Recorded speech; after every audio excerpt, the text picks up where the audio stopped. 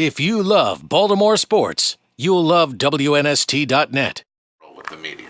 Let's go back to when Richard Justice went from the Sun to the Post. This was around 85 or 86. I think 85. He did a 4-hour on-the-record interview with Eddie in Los Angeles. Eddie did open up.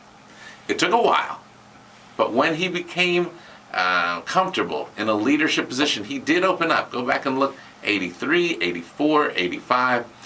But then something that was not magic happened. He started to see a change in the player development system, and he saw things that he thought weren't right. But you can't say that because you're then being disloyal to your organization.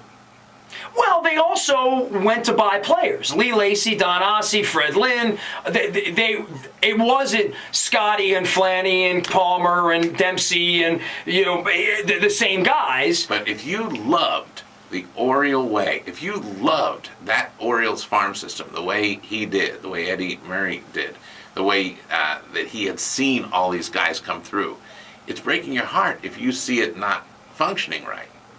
If you see it not functioning properly, what are you going to do? You can't talk about that. And so you go quiet. And I think it was a frustration that really grew.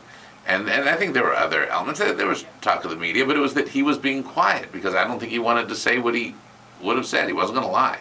He stayed honest. All right, we talked about Eddie and we've talked about Weaver. Let's talk about Cal Ripken a little bit. And this doesn't need to be the longest segment because Cal's story seemingly never ends, and it's still ongoing. And I still hope and pray there's a day that Cal has some semblance of control to bring some dignity back to the organization and some pride back to the organization. But you were there for Cal's first day and all the moving Cal from third base to shortstop and Weaver and all that stuff. Yeah. But Cal and Eddie are so intertwined. I think it just begs us to talk about Cal a little bit. Let's go back to the anecdote that amazingly you recall, and it's from 1994. And I'm the PR director of the Orioles at that point, and the team is on the road in Cleveland. Now Eddie Murray's playing for the Indians, and Cal had been a little brother to Eddie, just as I, the non-athletic little brother to Eddie, had been. As Eddie was the little brother to Lee May, right? Right. Sure. Right, and that was one of the things that was wonderful about Eddie was that you passed it on both with players and with people in the front office. So now we're in Cleveland, and Cal comes up to me. Now this is '94. He is already a 2-time MVP. He is already the star. He is already headed for the Hall of Fame, probably without doubt. And there was this gleam and excitement as Eddie said, we can go out with him after the game tonight.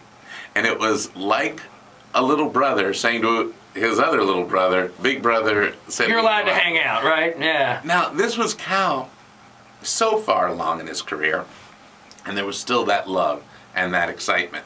And it wasn't 3 of us, it was 4 of us who went out. The 4th was Richie Bancels, trainer, because even though I'm just a guy in the office, and Richie's a trainer, not a player, not a star in that sense, that didn't matter. It was people, it was friends.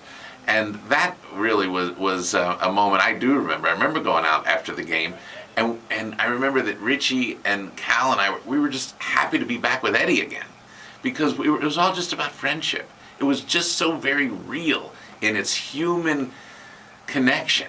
And I think at Cal's core, that I think that's a fundamental. Dr. Charles. If you love Baltimore sports, you'll love WNST.net.